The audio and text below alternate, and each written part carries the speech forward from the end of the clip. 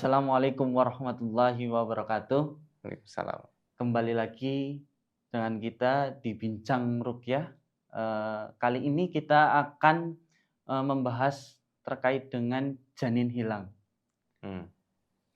Menarik itu, Iya. janin hilang. Jadi gini, Dad, bagaimana sih Islam memandang adanya misteri janin hilang di dalam kandungan? Itu ada berita bahwasannya janin hilang pada usia 9 bulan. Itu bagaimana Islam memandang hal tersebut? Iya, ini memang sebuah misteri ya Mas. Kalau dibilang gimana Islam memandang hal tersebut, tidak ada dalil yang secara terperinci menjelaskan adanya fenomena itu. Tapi realitanya ada. Karena ternyata ketika kita posting video reaction dari dokter siapa itu yang nangani kasus janin 9 bulan hilang, itu ternyata yang komen banyak yang pernah mengalaminya. Baik itu keluarganya sendiri, ada yang dirinya sendiri, ada yang dari sahabat dekatnya.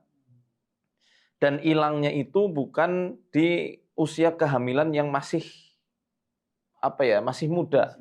Dari 1 sampai 4 bulan mungkin ya. Ini udah 9 bulan mau HPL hilang. Nah itu wallahu a'lam bishawab. Saya tidak mau sok tahu tentang hal gaib. Saya nggak mau sembarangan menjawab soal ini karena memang nggak ada dalil yang secara gamblang menceritakan kejadian ini di era Rasulullah SAW.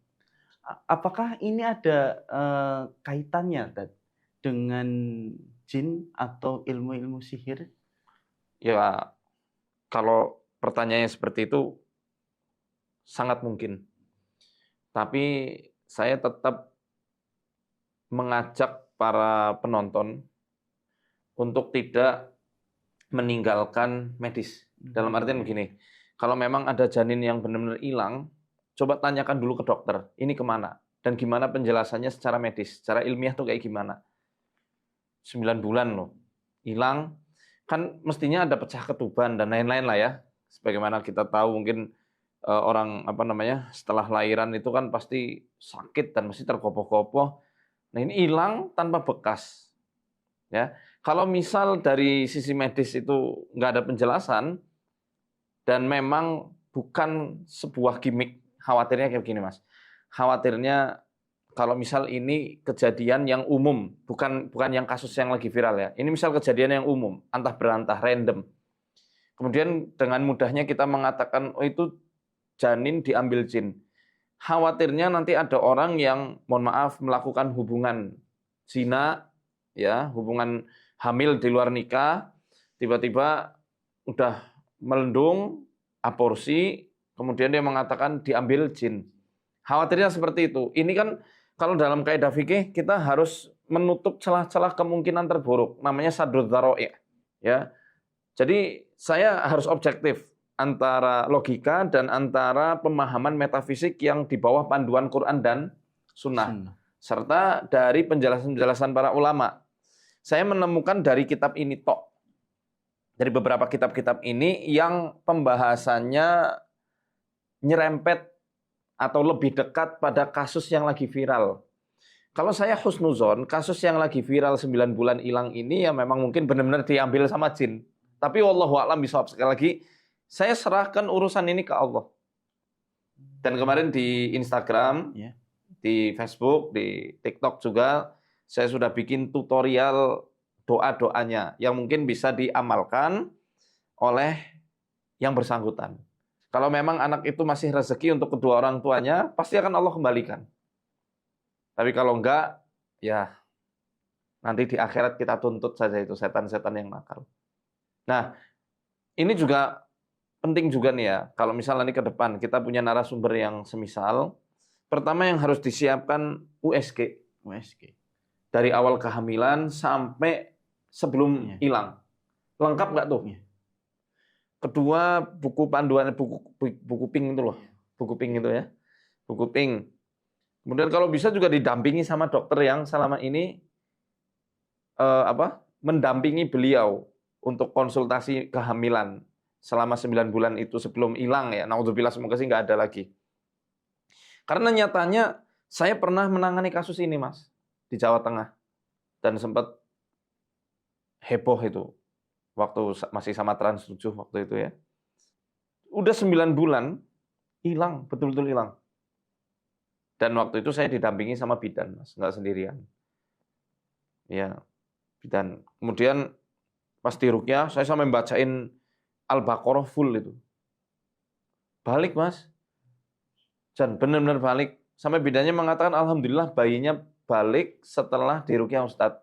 Karena yang bersangkutan ini rutin kontrol ke bidan itu.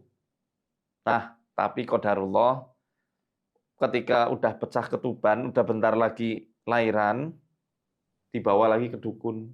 Wah, astagfirullah. Akhirnya hilang maning. Ora sida lahiran. Padahal itu udah pecah ketuban, berarti udah indikasi bukaan ya. Iya, ini saya baru chat ini. Saya baru chattingan sama bidannya.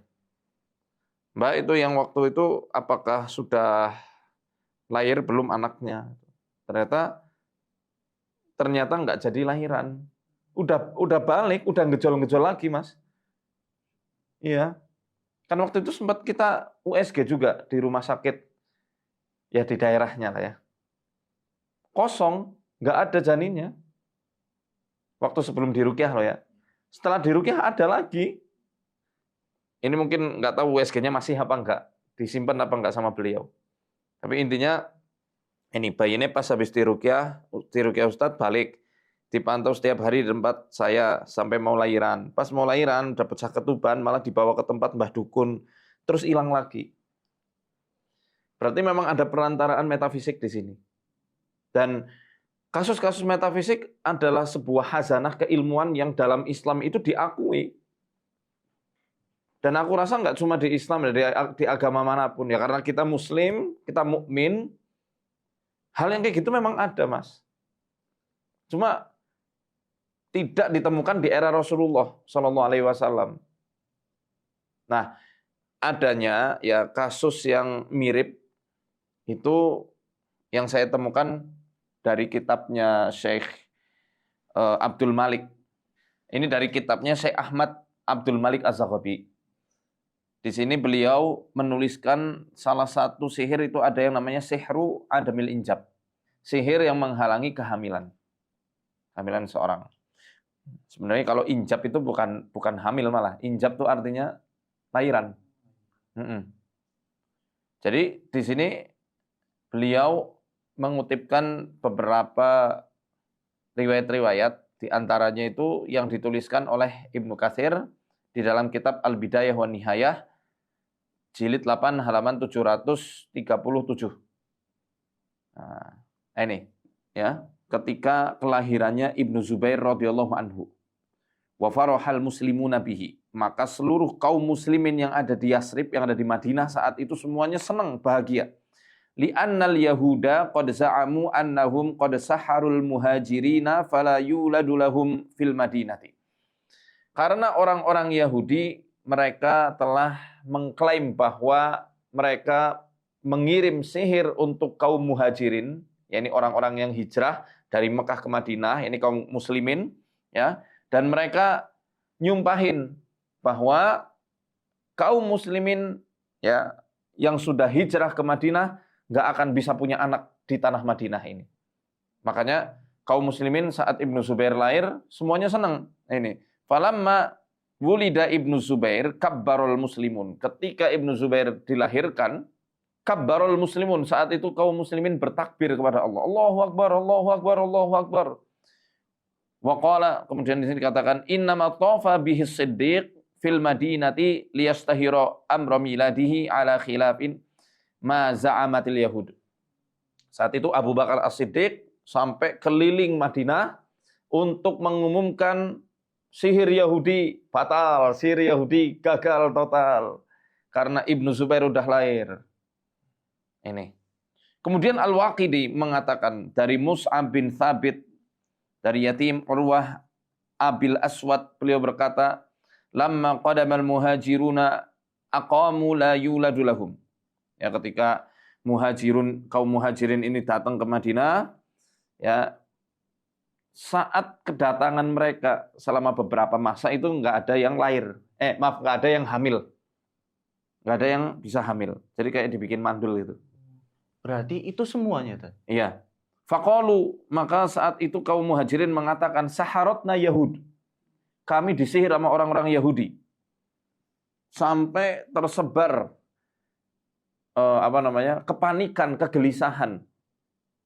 Tersebar kegelisahan, kegundahan di hatinya kaum muhajirin. Aduh, kita disihir nama Yahudi sehingga semuanya jadi susah punya anak gitu. Fakana awwalu mauludin Ibnu Zubair. Nah, yang pertama kali lahir adalah Ibnu Zubair. Itu anak yang pertama kali lahir dari rahimnya wanita muhajirin ketika mereka berhijrah dari Mekah ke Madinah. Ya, yang mana Allah menggagalkan sihirnya Yahudi. Tadinya berhasil, tapi ternyata nggak bertahan lama. Allah gagalkan, lahirlah Ibnu Zubair sebagai penanda bahwa sihirnya Yahudi ternyata lemah dan itu gagal. Ini kan bukan berarti sihir itu nggak ada. Ada. Tapi Allah gagalkan karena memang hakikatnya lemah. Gitu. Dan kita nggak perlu takut sama sihir. Ketika kita mengatakan sihir itu ada, kita nggak nyuruh kaum muslimin takut ke sihir, tidak. Tapi untuk mewaspadai. Dengan cara apa? Baca zikir pagi petang, baca doa-doa perlindungan, melakukan ruqyah mandiri. Gitu. Itu yang harusnya kita lakukan gitu ya. Nah, ini apa istilahnya? Data dari kitab-kitab ulama yang agak nyerempet sedikit itu ke permasalahan janin yang hilang. Jadi terkait dengan hal ini ya, Tad, kaum muhajirin itu selama disihir itu tidak bisa wanita-wanita muhajirin Muhammadiyah. Muhajirin wanita-wanita muhajirin itu tidak bisa mengandung itu karena disihir. Setelah itu kan Allah cabut sihirnya Yahudi. Itu sebelum Allah mencabut itu, apakah ada suatu doa-doa yang diamalkan kaum muhajirin gitu, yang diamalkan gitu? Di sini sih nggak dijelaskan ya, apakah mereka ada doa khusus atau enggak. Tapi yang jelas ini ketika Ibnu Zubair lahir, seluruh kaum muslimin takbir dengan sekali takbir, hatta irtahabat al-Madinah. Sampai gemuruh Madinah itu dengan suara takbirnya kaum muslimin. Wa amara Nabi SAW Abu Bakrin. Kemudian Nabi menyuruh Abu Bakar, fa'adzana fi udhunaihi as-shalah. Kemudian Abu Bakar mengumandangkan azan di telinganya Ibnu Zubair dengan azan untuk sholat. Allahu Akbar, Allahu Akbar. Berarti azan saat melahirkan itu sebuah sunnah juga? Ya, memang. Oh, Masya Allah. Memang. Jadi nggak disebutkan ya secara rinci apa sih doa mereka itu. Doanya kaum muslimin sehingga sihir-sihir Yahudi itu hancur. Nggak disebutkan secara spesifik. Tapi kalau kita lihat kebiasaan kaum muslimin saat itu yang dibimbing langsung oleh Rasulullah SAW, ya mereka nggak meninggalkan jamaah, sholat 5 waktu khususnya, baca Quran, tahajud, ya, zikir perlindungan pagi, petang, mau tidur. Ya tentu mereka rutin mengamalkan itu. Dan yang terpenting dari itu semua adalah tauhid. Itu yang akan menggagalkan sihir. Sekuat apapun klaim dari para penyihir bahwa katanya sihirnya kuat banget, ketika sudah berhadapan dengan benteng tauhid, selain mereka nggak bisa masuk, ini sihir akan mental ke orang yang menyihirnya, yang mengirimkan sihir. Nah di sini ada dikatakan begini nih, a'radu sihri adamil injab, ciri-ciri orang yang kena sihir sehingga tidak bisa melahirkan, nggak bisa punya anak ini nggak bisa punya anak dalam jangka waktu yang lama, bisartin, tapi dengan syarat tidak ada masalah medis. Jadi berarti harus cek ke dokter. Jangan ujuk-ujuk, aku kena sihir, nggak boleh kayak gitu. Peruqyah pun juga nggak boleh langsung ngatain ini sihir. Cari dulu, ada nggak rekam medisnya. Kata dokter gimana? Diagnosa dari dokter ahli spesialis kandungan gimana? Makanya ini kita harus kolaborasi antara ruqyah syar'iyyah dengan kedokteran, ya, dengan medis, ini bukan untuk saing-saingan atau saling menjatuhkan sama lain, tidak. Tapi untuk saling kolaborasi. Makanya Dokter Sagiran, beliau promotor untuk S3 saya, untuk disertasi saya. Beliau mengatakan ruqyah di Rumah Sakit Nur Hidayah, rumah sakitnya beliau, itu bukan pengobatan alternatif, tapi komplementer. Kombinasi. Iya, dikombinasikan. Komplementer dengan alternatif beda. Makanya saya nggak setuju kalau ruqyah itu alternatif. Nggak sepakat. Komplementer. Kalau sakit gimana? Bawa rumah sakit sambil ruqyah. Karena ruqyah itu mudah. Nggak harus dengan jurus-jurus tertentu, masukin jin dalam botol, ritual harus nyembelih kambing, nyembelih ayam semani. Itu ruqyah syirkiyah kalau kayak gitu. Ruqyah yang nggak dibolehkan kalau pakai cara-cara nyeleneh. Ya, ini yang kedua. Asy'uru bi'aradis sihri wal masi khassatan 'inda zaujah. Ya, dia akan merasakan ciri-ciri orang yang kena sihir dan kena gangguan jin secara umum, khususnya bagi istri. Nah, apa ini ada di pembahasan sebelumnya sebenarnya di kitab ini. Ya, contohnya sakit kepala dari dalam itu sakit banget, diobati, dia minum obat anti nyeri, ya. Kemudian minum obat sakit kepala, udah diobati ke sana kemari, nggak sembuh-sembuh. Sembuhnya ketika zikir, sembuhnya ketika baca Quran, itu jelas. Oh. Tapi Ulah ketika setan. dicek medis, itu normal ya gitu? Entah normal, entah ada penyakitnya, itu nggak menutup kemungkinan itu gangguan jin atau sihir. Sehingga kan ada istilahnya itu, kalau dalam istilah klinisnya disebutnya external invasion. Ya. External invasion. Jadi invasi eksternal. Nah, kalau kata dokter Sagiran, itu kalau di form datanya, data pasien rumah sakit beliau itu ada namanya invasi jin. Invasi. Ya, invasi jin. Istifhal, kalau bahasa kita tuh istifhal. Jadi kalaupun memang terdiagnosa secara medis, mestinya kan diobati, ya, atau bahkan mungkin dioperasi pun hilang, tapi ini tumbuh-tumbuh lagi. Diobati kok masih gitu-gitu terus. Dibacain Quran mereda, dibacain Quran muntah-muntah, dibacain Quran kejang-kejang. Ini kan aneh. Pasti ada sesuatu di dalamnya. Dan kalau ada sesuatu, entah jin, sihir, atau ain, itu nggak cukup dengan psikoterapi, nggak cukup dengan memaafkan masa lalu, ya, maafkan orang lain, berdamai dengan diri sendiri, mindfulness. Nggak cukup dengan itu. Harus ada sesuatu yang menggempur setan-setan laknat ini. Dengan apa? Ya bacaan isti'adzah. Bacaan perlindungan. Baca sendiri atau dibacain sama keluarga dekatnya dulu. Kalau sudah nggak mampu, baru ke peruqyah. Jangan dikit-dikit langsung ke peruqyah. Iya, kebanyakan pasien juga ini ya, dikit-dikit minta ruqyah gitu loh. Iya. Iya. Tapi kenapa saya berstatement kayak gini? Melatih ketawakalan. Karena inti ruqyah itu adalah dengan menggelorakan semangat bertauhid kepada Allah Azza wa Jalla. Nanti kalau sudah melakukan ruqyah mandiri kok nggak ada pengaruh, nggak mempan, boleh sini dibantu sama peruqyah asal syar'iyah, dimanapun peruqyah yang syar'iyah, dimanapun itu.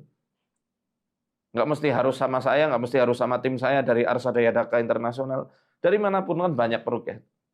Ya, ntar dulu, yang ini dulu ya. Kasratul isqat. Isqat itu artinya keguguran.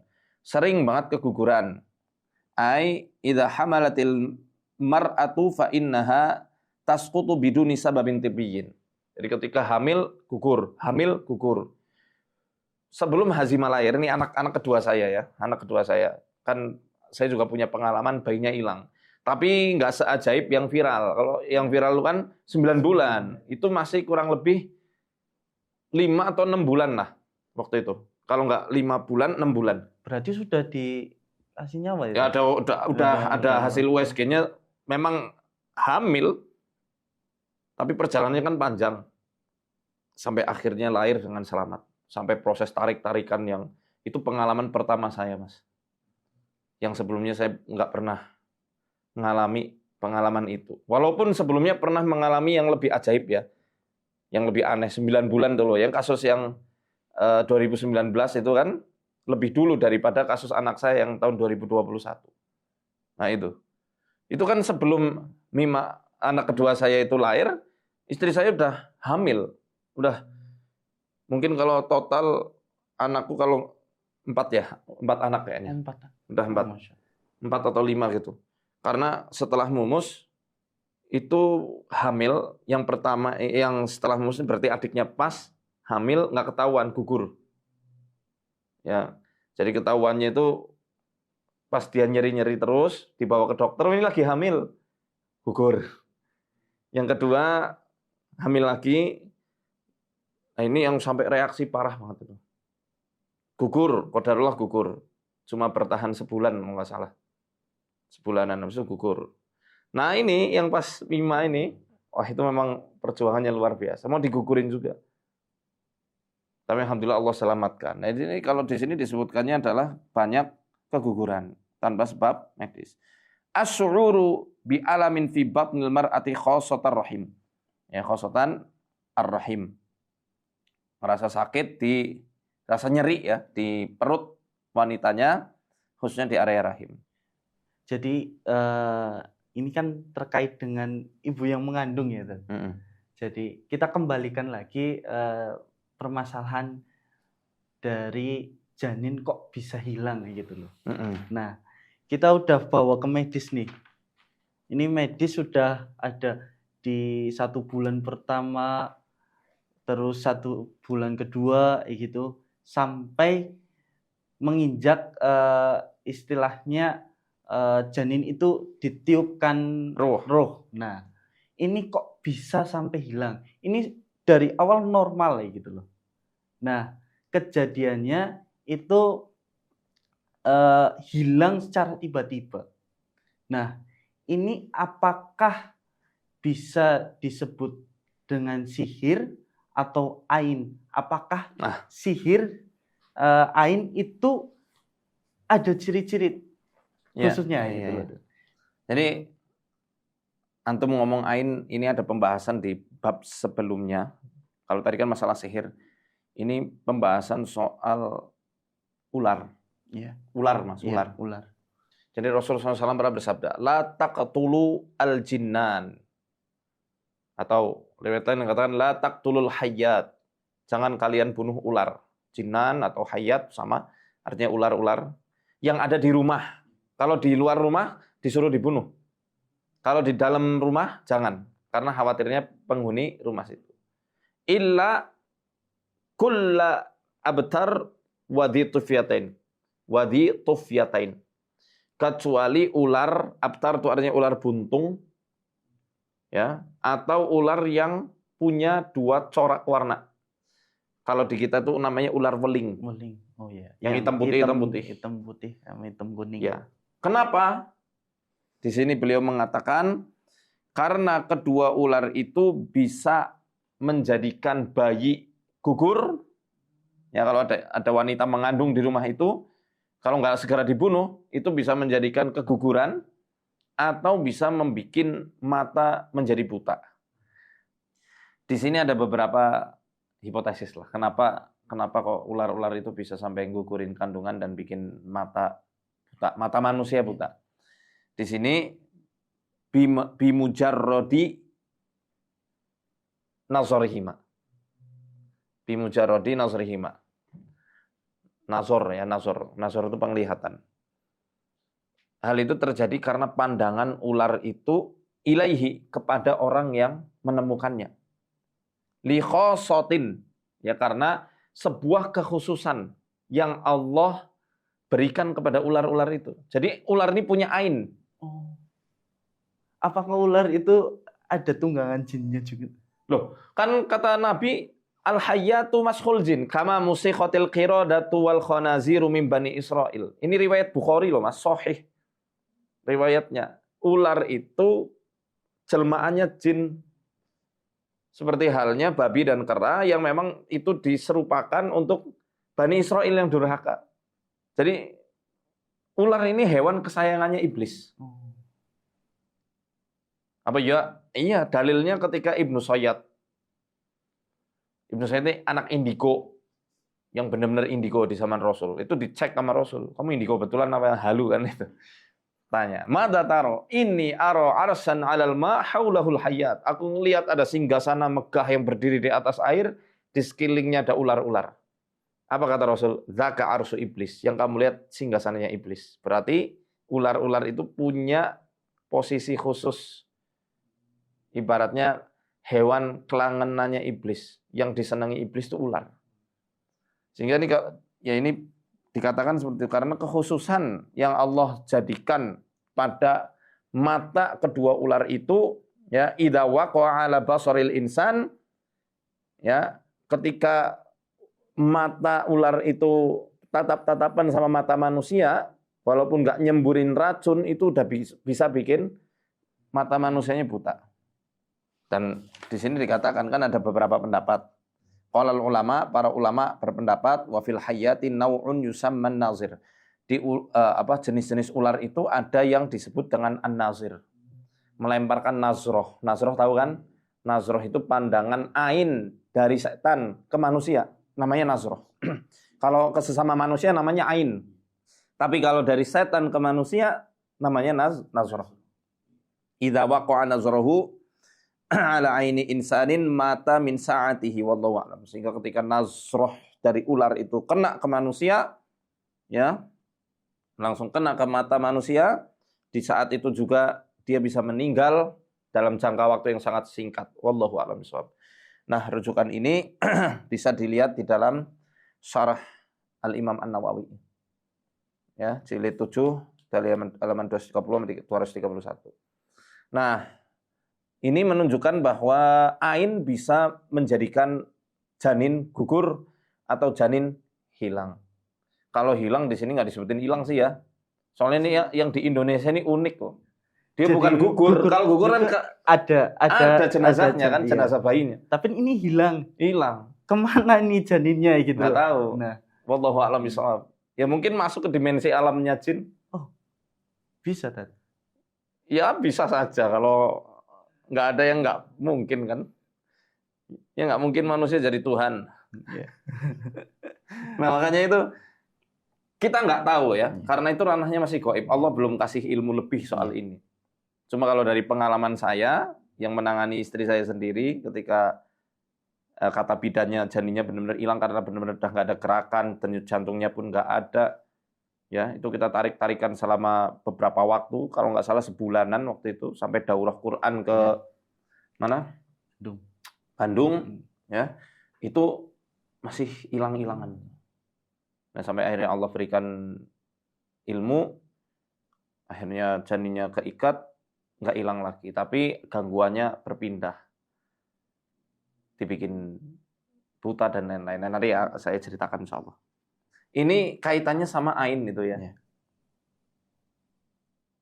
Kalau ain, ya itu tadi. Kalau misalnya dari para pemirsa, ada yang punya pengalaman janinnya hilang, ketika udah 9 bulan kemudian hilang, secara misterius, jenazahnya nggak ada, tolong hubungi admin kami, beliau.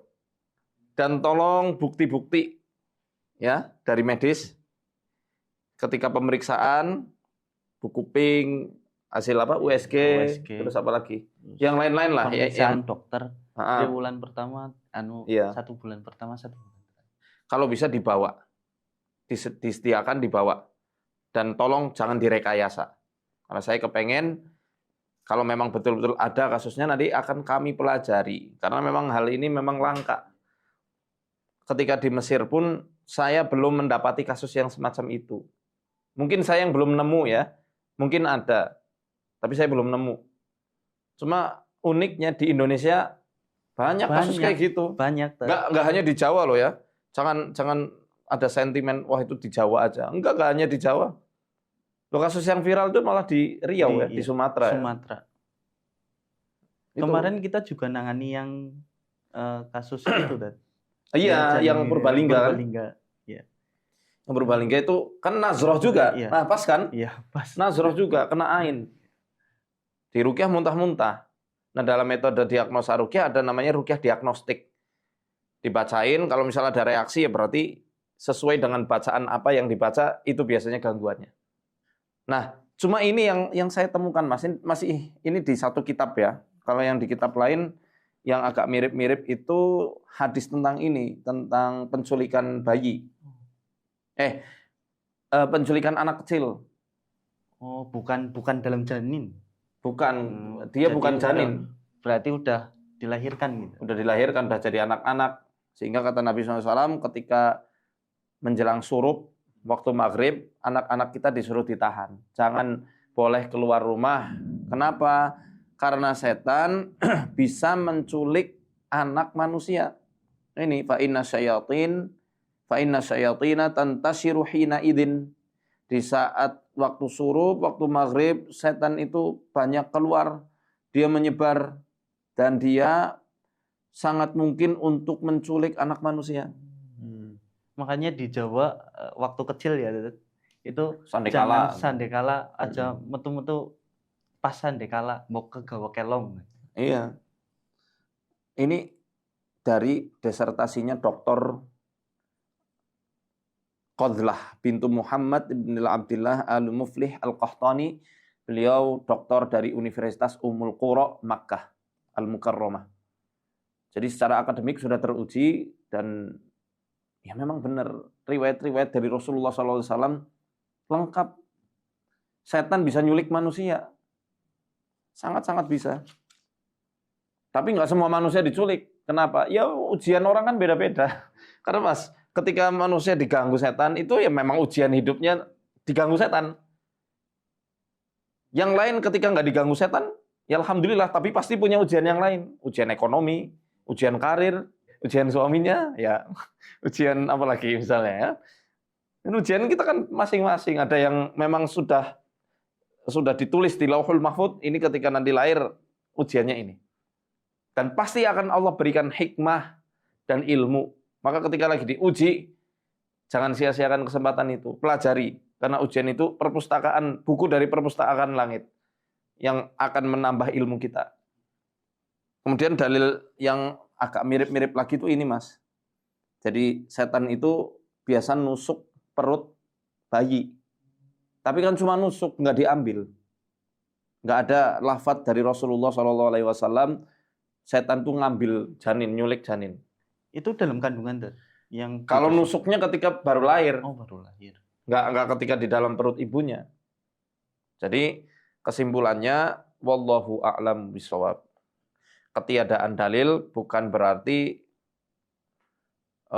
menjadi bukti ketiadaannya sebuah realitas yang ada. Lalu bagaimana nih Ted, ketika ada seorang perempuan atau ibu-ibu di luar sana itu sedang mengandung, itu ada kiat-kiatnya enggak Ted? Saat mengandung itu harus berbuat apa, terus membaca doa apa, kayak gitu. Untuk doa perlindungan untuk diri sendiri dan janinnya. Pertama, jangan tinggalin sholat 5 waktu. Itu. Kedua, tutup aurat dengan baik dan benar. Jangan pakai kerudung tapi kayak lemper. Ketat, apalagi yang nggak pakai kerudung. Ini untuk muslimah. Jadi kalau yang non-muslim nggak usah tersinggung, karena saya lagi ngomong kepada sesama muslim. Yang ketiga, zikir perlindungan. Ya, rutin zikir pagi, zikir petang. Di buku Ruqyah itu mudah ada. Buku khusus yang kecil, buku saku bisa dibawa kemana-mana, kami juga ada. Ya. Kemudian rutin bacain ayat kursi, Al-Ikhlas, Al-Falaq, An-Nas, tiupkan ke tangan, usap ke perut. Ya. Kemudian ingat doanya Imro'atu Imron. Istrinya Imron yang dikenang Allah di surat Ali Imron ketika lagi hamil Maryam. Apa doanya? Inni u'iduha bika wa dzurriyyataha minasyaitonir rajim. Aku meminta perlindungan kepadamu ya Allah untuk dia, anak perempuan yang sedang dikandung, wa dzurriyyataha, dan juga anak cucunya kelak, minasyaitonir, dari gangguan setan yang terkutuk. Kalau nggak tahu kalau nggak tahu kelaminnya apa gimana, Tat? Baca ayatnya aja. Falamma wada'at qalat rabbi inni wada'tuha untha wallahu a'lamu bima wada'at wa laysa dzakaru kal untha wa inni sammaituha Maryama wa inni u'iduha bika wa dzurriyyataha minasyaitonir rajim. Kemudian baca yang surat Al-Mu'minun ayat 9 7 sampai 98. Wa qur rabbi a'udzubika min hamazatis syayatin wa a'udzubika rabbi ayyahturun. Tiusap. Dibelai sambil ngomong sama janinnya. Jadi anak soleh ya, nak, anak solehah ya. Itu Bro. ya kayak gitu. Itu insya Allah bisa menjadi benteng bagi ibu yang sedang hamil. Nggak perlu pakai gunting, pakai apa? Peniti. Nah, Iya. kalau kita udah punya doa perlindungan sendiri, kayak kita yang muslim sudah punya adatnya sendiri, ya ini dengan membaca doa perlindungan. Itu mungkin, dan sekali lagi kalau ada teman-teman yang memang punya pengalaman janinnya hilang, tolong hubungi kami. Insya Allah ada jalur khusus, tapi ya itu, kami mohon kesediaannya untuk membantu dakwah kami di channel YouTube kami, sehingga bisa berbagi cerita, sekaligus memperlihatkan bukti-bukti yang ada.